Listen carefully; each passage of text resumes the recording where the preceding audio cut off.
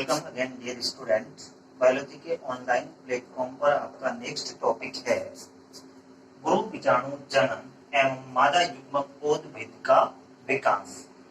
मतलब ये हुआ कि जिस तरीके से हमने लघु बीजाणु जनन के बारे में पढ़ा था कि लघु बीजाणु मात्र कोशिका से 4 लघु बीजाणुओं का निर्माण होता है और ये काम जो है लघु बीजाणु धानी के अंदर होता है, ठीक वैसे ही गुरु बीजाणु जो होते हैं उनका निर्माण जो है गुरु बीजाणु धानी के अंदर होता है और किससे होता है? गुरु बीजाणु मात्र कोशिका से होता है। तो इस तरीके से हम गुरु बीजाणु मात्र कोशिका से गुरु बीजाणु का निर्माण कैसे होता है और उसके बाद में मादा युग्मकोद्भिद अर्थात भ्रूण कोश जो होता है उसका परिवर्धन कैसे होता है, उसका विकास कैसे होता है, इसके बारे में डिस्कस करने वाले हैं। तो देखिएगा इस टॉपिक के अंदर हम देख रहे हैं कि हमने कुछ संरचनाएं बना रखी है और इन संरचनाओं से हम जानेंगे कि किस तरीके से मादा युग्मकोद्भिद का विकास होता है। तो स्टार्टिंग करते हैं पहले डायग्राम से। पहला डायग्राम जो है इसके अंदर हम एक प्रारूपिक बीजांड की संरचना देख रहे हैं और उस प्रारूपिक बीजांड की संरचना के अंदर ये बीजांड ग्रंथ है, ये निभाग है, ये वाला बीजांड काय है जो अंदर की तरफ मृदुतकी कोशिकाओं का समूह होता है जो कि अविभेदित कोशिकाएं होती है, किसी भी प्रकार से विभेदित नहीं होती है, एक समान प्रकार की कोशिकाओं का समूह है। और ये क्या है? बीजांड द्वार है। आई बात समझ में? अब देखिएगा अगले स्टेप में हम जब जाएंगे तो यहाँ से देखेंगे कि जो ये अविभेदित बीजांड काय था इसके अंदर ये बाहर की तरफ जो है इसकी एपिडर्मिस होती है और अंदर की तरफ जो है वो कौन सी है? हाइपोडर्मिस है, अधस त्वचा है। ये जो अधस त्वचा है इस अधस त्वचा की कुछ कोशिकाएं जो है वो रूपांतरित हो जाती है, जो कि अगले डायग्राम में मैंने एक काले रंग से अलग से इसको प्रदर्शित किया है। ये कुछ कोशिकाएं जो है आकार में बड़ी और इनका जीव द्रव्य जो है वो सघन हो जाता है। तो इन कोशिकाओं को अब हम क्या कहेंगे? आर्कीस्पोरियल सेल्स या प्रपशु कोशिकाएं कहते हैं। तो ये प्रपशु कोशिकाएं या आर्कीस्पोरियल सेल्स है, आर्कीस्पोरियल सेल। ये आर्कीस्पोरियल सेल्स जो है ये हमने लघु बीजाणु धानी के अंदर भी पढ़ी थी। वो प्राथमिक कोशिकाएं जो प्राथमिक भित्ति कोशिकाओं तथा प्राथमिक बीजाणुजन कोशिकाओं का निर्माण करती है उन कोशिकाओं को हम क्या कहते हैं? प्रपशु कोशिकाएं या आर्कीस्पोरियल सेल्स कहते हैं। तो ठीक जिस तरीके से लघु बीजाणु धानी के अंदर आर्कीस्पोरियल सेल्स में परिणत विभाजन हुआ था, ठीक वैसे ही इन आर्कीस्पोरियल कोशिकाओं के अंदर यहाँ पर भी क्या होगा? परिणत विभाजन होगा। परिणत विभाजन का मतलब मैं पहले आपको बता चुका हूँ। मान लीजिएगा कि ये एक कोशिका है और इस कोशिका में इस तरीके से विभाजन होगा जिसमें एक बाहर की तरफ परत बनेगी और दूसरी अंदर की तरफ परत बनेगी। तो यहाँ अगले डायग्राम में आप देख सकते हैं ये जो कोशिकाएं हैं इन कोशिकाओं के अंदर जब परिणत विभाजन हुआ तो एक बाहर की तरफ परत बनी जो कि काले मार्कर से बनाई हुई है। ये कौन सी है? प्राथमिक भित्ति कोशिका है।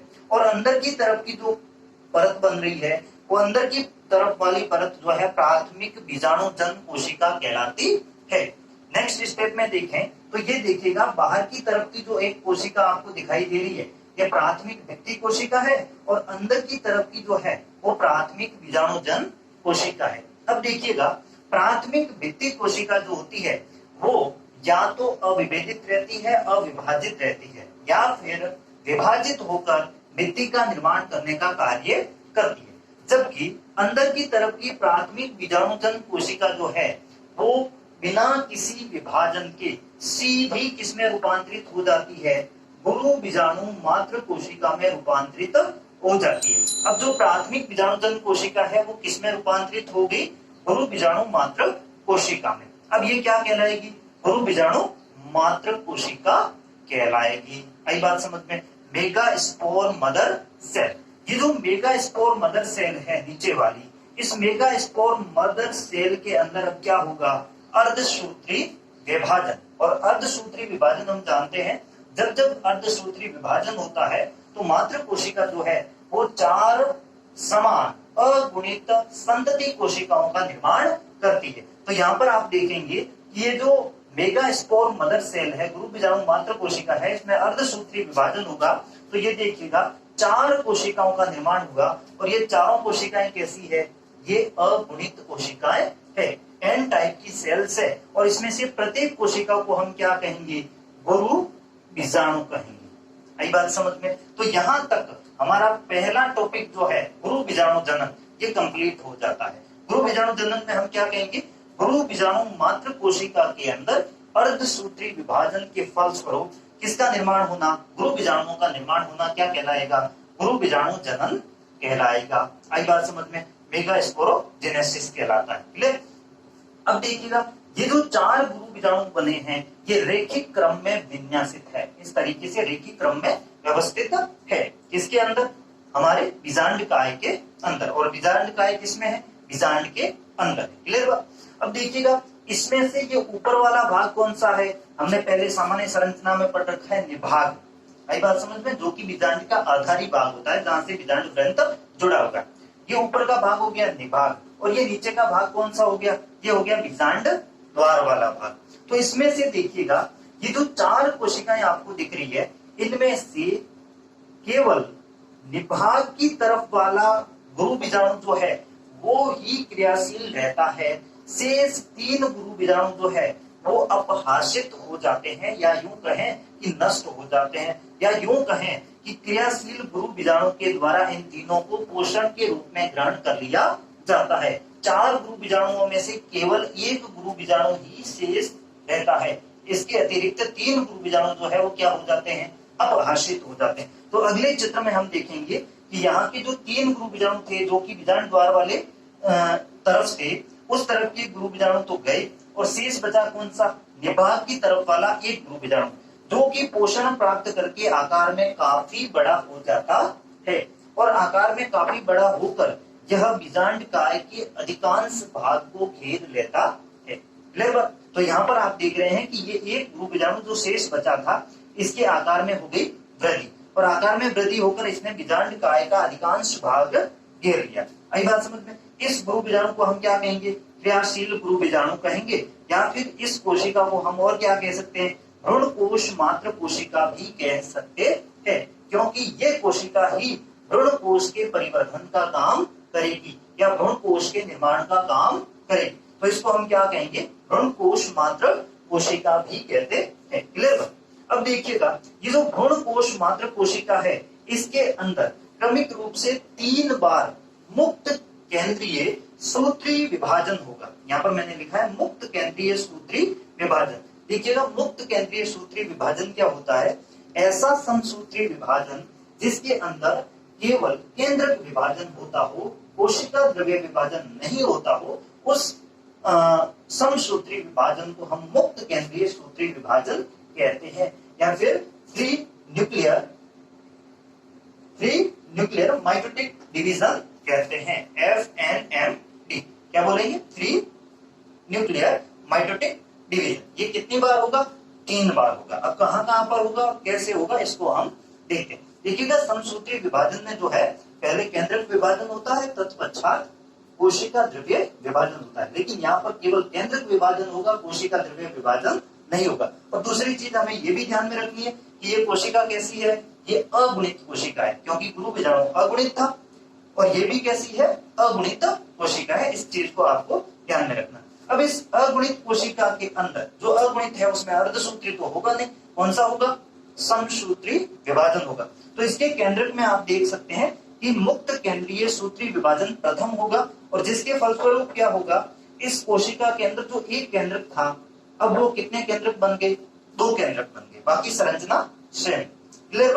अब अगली अवस्था जो है उसमें क्या होगा, अब इस जिस भाग में मुक्त केंद्रीय सूत्री विभाजन हुआ इसकी केंद्रीय भाग में रिक्तिकाओं का निर्माण होगा और वो रिक्तिकाएं मिलकर एक बड़ी रिक्तिका का निर्माण करेंगी, और वो रिक्तिका जो है इसके बीच में आ जाएगी, जिसकी वजह से रिक्तिका की उपस्थिति के कारण ये केंद्रक जो है दोनों ध्रुवों की तरफ चले जाएंगे। एक केंद्रक ऊपर की ध्रुव की तरफ और दूसरा केंद्रक नीचे के ध्रुव की तरफ चला जाएगा। यही बात समझ में, ये बीजांड द्वार वाले ध्रुव की तरफ और ये निभाग वाले ध्रुव की तरफ चला जाता है। उसके बाद क्या होगा, FNMD सेकेंड। FNMD सेकेंड मतलब फ्री न्यूक्लियर माइटोटिक डिवीजन, मुक्त केंद्रीय सूत्री विभाजन द्वितीय। आई बात समझ में? इसके अंदर क्या होगा, प्रत्येक केंद्रक में समसूत्री विभाजन होगा। यहाँ पर एक केंद्रक है, यहाँ पर दो होंगे, मतलब इसमें समसूत्री विभाजन हो गया, तो निभाग वाले छोर पर भी दो केंद्रक हो गए, और नीचे वाला जो विधान द्वार वाला छोर है उस पर भी दो केंद्रक हो गए। क्लियर बात? यहाँ पर भी दो केंद्रक, यहाँ पर भी दो केंद्रक। अगले स्टेप में क्या है, FNMD थर्ड होगा, free nuclear mitotic division third, जिसमें क्या होगा, प्रत्येक केंद्रक में विभाजन होगा। और यहाँ पर देखिएगा, एक से दो हो गए और दो से कितने हो जाएंगे, चार, तो यहाँ पर चार केंद्रक हो गए, यहाँ पर भी चार केंद्रक हो गए। निभाग वाले छोर पर भी चार केंद्रक और विधान द्वार वाले छोर पर भी चार केंद्रकों का निर्माण हो जाएगा। क्लियर बात? अब इसके बाद में क्या होगा, इसके बाद अगले स्टेप में हम देखेंगे कि जो चार केंद्रक ऊपर और चार केंद्रक नीचे बने, इनमें से एक एक केंद्रक आ जाएगा सेंटर में। यहाँ आप देख सकते हैं कि तीन केंद्रक ऊपर रहेंगे और तीन केंद्रक नीचे रहेंगे। एक एक केंद्रक कहाँ आ गया, इसके सेंटर में आ गया। आई बात समझ में? अब एक ऐसी कोशिका बन गई जिसके अंदर केंद्रक कितने, तीन ऊपर तीन नीचे और दो बीच में, तो 8 केंद्रक हो गए। लेकिन कोशिका कितनी, एक। उसके बाद में क्या होगा, अब होगा साइटोकाइनेसिस। आई बात समझ में? और साइटोकाइनेसिस के अंदर क्या होगा, प्रत्येक केंद्रक की चारों तरफ किसका निर्माण हो जाएगा, कोशिका झिल्ली का निर्माण हो जाएगा। तो यहाँ आप देख सकते हैं कि यहाँ 1 2 3 कोशिका ऊपर बन गई, 1 2 3 कोशिका नीचे बन गई और एक कोशिका बीच में बन गई। तो कुल मिला के अब इस कोशिका के अंदर कितनी कोशिकाएं बन गई, 7 कोशिकाएं बन गई, 3 ऊपर 3 नीचे और एक बीच में। ऊपर वाली जो 3 कोशिकाएं उनको बोलते हैं प्रतिमुखी कोशिकाएं या एंटीपोडल सेल्स। अंग्रेजी में क्या बोलेंगे इसको, एंटीपोडल सेल्स। आई बात समझ में? ये होगी एंटीपोडल सेल्स या प्रतिमुखी कोशिकाएं, जो कि किस तरफ है, निभाग वाले छोर की तरफ है। दूसरे छोर पर जो 3 कोशिकाएं उनको एक साथ में बोलते हैं अंड समुच्चय, एग एपरेटस। तो एग एपरेटस होता है, उसके अंदर दो पास की जो कोशिकाएं होती है उनको बोलते हैं सहायक कोशिकाएं, और एक मध्य की बड़ी कोशिका, लंबी कोशिका जो होती है उसको बोलते हैं अंड कोशिका, जिससे नर युग्मक जो है वो निषेचन करता है। ये हम बाद में देखने वाले। और बीच वाली जो कोशिका आपको दिखाई दे रही है, ये बीच वाली कोशिका जो है इसको हम क्या बोलते हैं, मध्य की या केंद्रीय कोशिका बोलते हैं। आई बात समझ में? अब केंद्रीय कोशिका के अंदर आप देख सकते हैं कि केंद्र कितने, 2 है। क्लियर बात? अब देखिएगा, जब परागण होता है और उसके पश्चात पराग नलिका जो है बीजांड द्वार के अंदर प्रवेश करती है, जैसे ही पराग नलिका का बीजांड द्वार में प्रवेश होता है उसी समय ये दोनों केंद्रक जो है आपस में मिल जाते हैं, और इस तरीके से अब ये केंद्रक जो है वो 2n हो जाएगा। n 2 है और 2 n मिलेंगे तो कितना हो जाएगा, 2n हो जाएगा। और 2n जो केंद्रक बनेगा उस केंद्रक को बाद में हम क्या बोलेंगे, द्वितीयक केंद्रक बोलेंगे, द्वितीयक केंद्रक बोलेंगे। कोशिका एक होगी जिसके अंदर 2 केंद्रक थे और दोनों केंद्रक आपस में फ्यूजन कर लिया। लेकिन ये फ्यूजन होगा किस समय, जिस समय पराग नलिका का प्रवेश बीजांड द्वार से बीजांड के अंदर होगा। आई बात समझ में? अब ये संरचना जो आपके सामने दिखाई दे रही है, 7 कोशिकीय और 8 केंद्र की संरचना, यही संरचना क्या कहलाती है, मादा युग्मकोद्भिद या फिर भ्रूण कोश कहलाती है। क्लियर बात? एम्ब्रियो सैक या फिर इसको फीमेल गेमिटोफाइट कहा जाता है। क्लियर बात? ये आपसे पूछा जाएगा कि फीमेल गेमिटोफाइट जो होती है वो कितने कोशिकीय और कितने केंद्र की संरचना होती है, तो आप क्या कहेंगे, 7 कोशिकीय। कोशिकाएं तो कितनी है, 7, लेकिन केंद्र कितने हैं, 8 है। तो उसमें से 6 कोशिकाएं निभाग छोर वाली 3 और 3 बीजांड द्वार छोर वाली, ये तो हुई अगुणित। और बीच की जो एक कोशिका है वो कैसी होगी, द्विगुणित कोशिका होती है। आई बात समझ में? ये तो होगी क्या आपका भ्रूण कोश का विकास कैसे होता है। अब इसमें से कुछ एक प्रश्न आपसे पूछे जाते हैं, वो कौन कौन से हैं।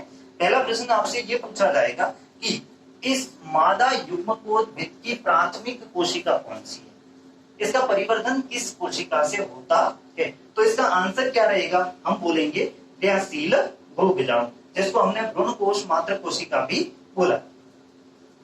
मादा युग्मकोद्भिद या भ्रूण कोश की प्राथमिक या प्रारंभिक कोशिका कौन सी होती है, तो नाम क्या रहेगा, क्रियाशील ध्रुव बीजाणु या भ्रूणकोश मात्र कोशिका। क्लियर बात। एक प्रश्न आपको डालता हूं कि जिस तरीके से मैंने बोला कि मादा युग्मकोद्भिद की प्राथमिक कोशिका क्रियाशील ध्रुव बीजाणु होता है, ठीक वैसे ही नर युग्मकोद्भिद जो होता है उसकी प्राथमिक कोशिका का नाम क्या है, उसको आपको कमेंट बॉक्स में लिखना है। क्लियर बात। तो ये हो गया हमारा क्या, मादा युग्मकोद्भिद का विकास कैसे होता है। आई बात समझ में। आगे देखते हैं हम कि ये जो मादा युग्मकोद्भिद का विकास हुआ, जैसे एक पादप की लाइफ साइकिल चलती है, तो उस लाइफ साइकिल के अंदर ये स्टेप कहां कहां पर हमें देखने को मिलते हैं, उस छोटे से पार्ट को भी हम साथ में ऐड कर लेते हैं।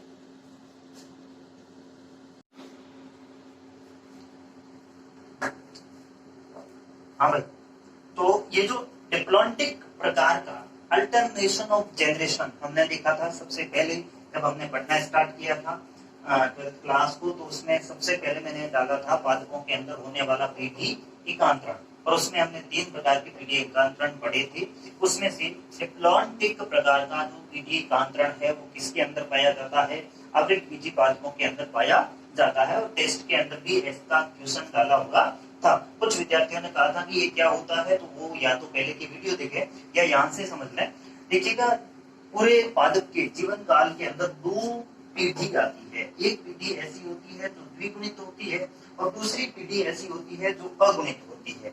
आई बात समझ में। द्विगुणित जो पीढ़ी होती है उसको बीजाणुद्भिद जनरेशन या बीजाणुद्भिद अवस्था कहते हैं, स्पोरोफाइटिक जनरेशन कहते हैं। और जो अगुणित पीढ़ी होती है उस पीढ़ी को हम क्या कहते हैं, युग्मकोद्भिद अवस्था कहते हैं। आई बात समझ में। जिन पादपों के अंदर बीजाणुद्भिद अवस्था जो है वो लंबे समय तक चलती है और युग्मकोद्भिद अवस्था जो है अल्पकालिक होती है, ऐसे पादपों का जो पीढ़ी एकांतरण होता है उसको हम डिप्लॉन्टिक प्रकार का अल्टरनेशन ऑफ जनरेशन बोलते हैं। क्लियर बात।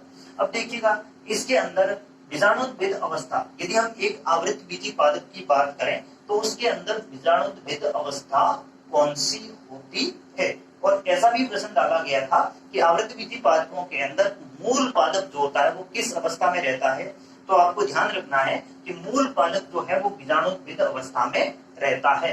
मूल पादप चाहे वो स्टिलेट हो, मतलब जिसमें मादा जननांग हो, और चाहे वो स्टेमिनेट हो, मतलब उसमें नर जननांग हो, मूल पादप हमेशा आवृत बीजी पादप का किस अवस्था में होता है, बीजाणुद्भिद अवस्था में होता है। और बीजाणुद्भिद अवस्था ही आवृत बीजी पादप की दीर्घकालिक अवस्था होती है, मतलब लंबे समय तक चलने वाली अवस्था होती है। यदि पूछे कि आवृत बीजी पादप के जीवन काल की अल्पकालिक अवस्था अर्थात कम चलने वाली अवस्था कौन सी है, तो कहेंगे कौन सी, युग्मकोद्भिद अवस्था, जो कि बहुत कम समय के लिए बनती है। और बीजाणुद्भिद अवस्था जो होती है वो लंबे समय तक चलने वाली अवस्था होती है, अतः इसको कहते हैं दीर्घकालिक अवस्था। क्लियर बात।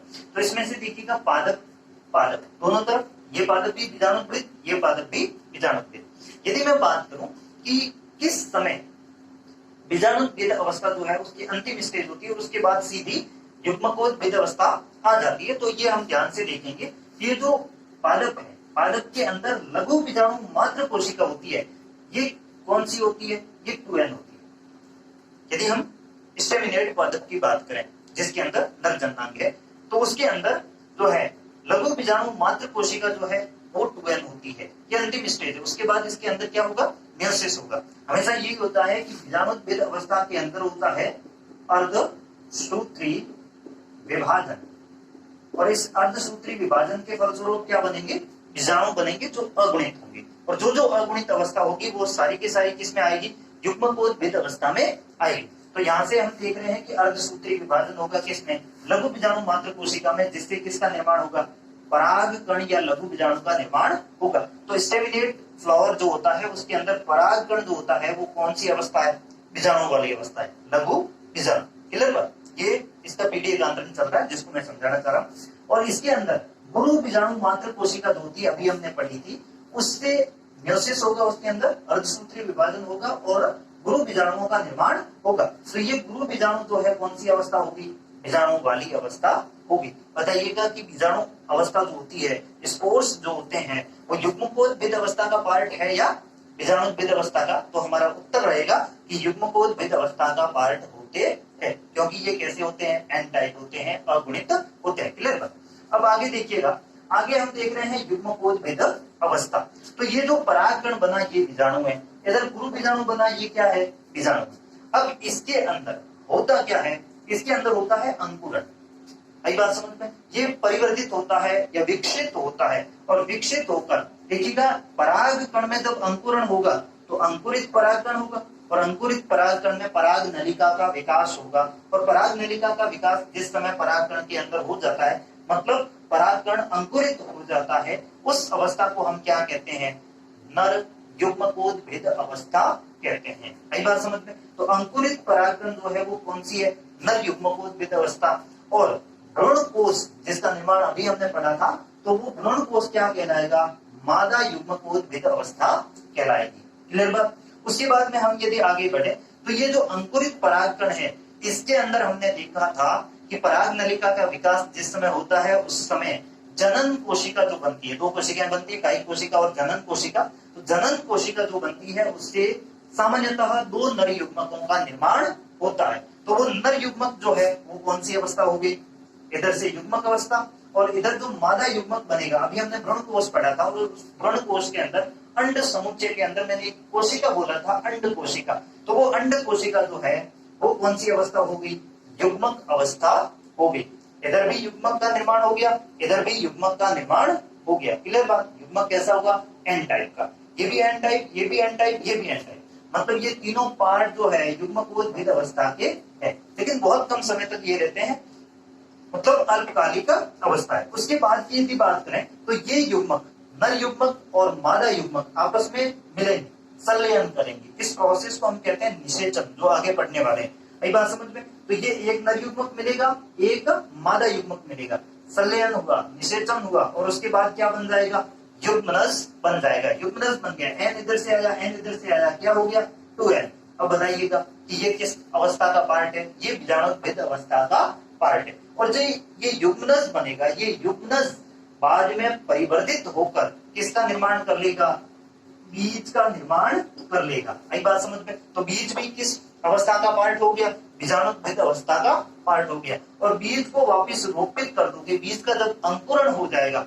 तो वापिस क्या बन जाएगा, मूल पादप बन जाएगा। तो मूल पादप किस अवस्था में रहता है, बीजाणु भेद अवस्था में रहता है। यही बात समझ में। तो ये इसका जो डिप्लॉन्टिक प्रकार का अल्टरनेशन ऑफ जनरेशन है, ये नर पादप में कौन कौन सी अवस्थाएं होती है, तो ये अवस्थाएं रहती है, और मादा पादप के अंदर कौन कौन सी अवस्थाएं होती है, वो ये अवस्थाएं रहती है। इसके बारे में इसमें हमने देखा था। यही बात समझ में। एक चीज और बतानी थी आपको कि ये जो भ्रूण कोश का परिवर्धन हमने पढ़ा था अभी, ये भ्रूण कोश का परिवर्धन क्या कहलाता है, मोनो स्पोरिक पॉलीगोनम टाइप का परिवर्धन कहलाता है। मोनोस्पोरिक पॉलीगोनम प्रकार का परिवर्धन कहलाता है। क्यों, क्योंकि एक बीजांड के अंदर केवल एक भ्रूण कोश का ही निर्माण होता है। यही बात समझ में। इसके साथ ही इस परिवर्तन को एंडोस्पोरिक प्रकार का परिवर्तन भी कहते हैं, क्योंकि एक विशेष संरचना के अंदर जो है भ्रूण कोश का निर्माण होता है। वो विशेष संरचना क्या होती है, उसको हम कहते हैं ओव्यूल या बीजांड। तो बीजांड के अंदर इसका विकास होने के कारण इसको क्या बोलते हैं, एंडोस्पोरिक भी बोलते हैं, और मोनोस्पोरिक इसलिए बोलते हैं क्योंकि केवल एक भ्रूण कोश का ही विकास होता है। यही बात समझ में। इसके साथ ही ये टॉपिक हमारा हो जाता है कंप्लीट। नेक्स्ट टॉपिक करेंगे नेक्स्ट वीडियो।